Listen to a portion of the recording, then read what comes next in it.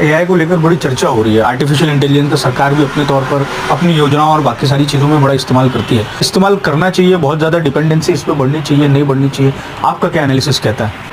तो एआई जो है वो एक्चुअल में जो एआई जो थिंकिंग है वो तो यहाँ पे है प्रोसेसर।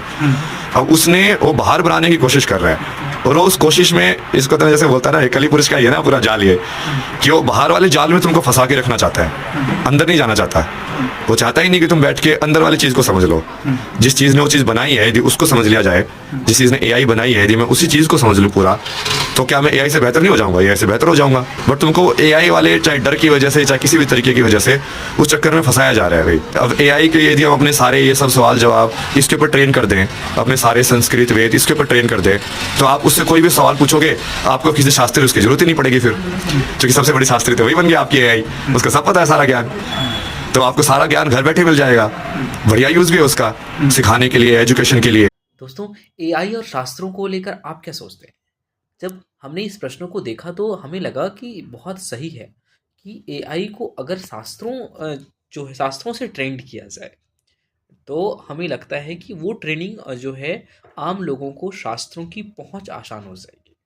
तो एक एआई इंडिया से ऐसी बननी चाहिए जो कि शास्त्र के आधार पर ज्ञान बताए, शास्त्र के साइंस को बताए, क्योंकि शास्त्र की साइंस जो है इतनी गहरी हो गई है कि आम लोगों की वहां तक पहुंच ही नहीं हो पा रही।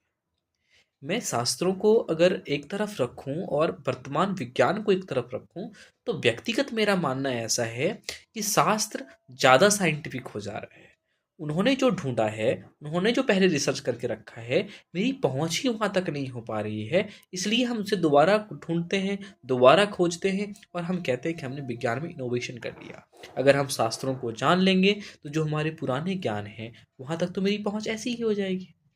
तो ये बहुत ज़रूरी है कि एआई को भी शास्त्रों से ट्रेंड होनी चाहिए, शास्त्रों द्वारा ट्रेंड की जानी चाहिए। इससे क्या होगा कि आम लोगों तक शास्त्र के विज्ञान को पहुंचाया जा सके। दोस्तों, आज के वीडियो में इतना ही, मिलते हैं अगले वीडियो में। धन्यवाद।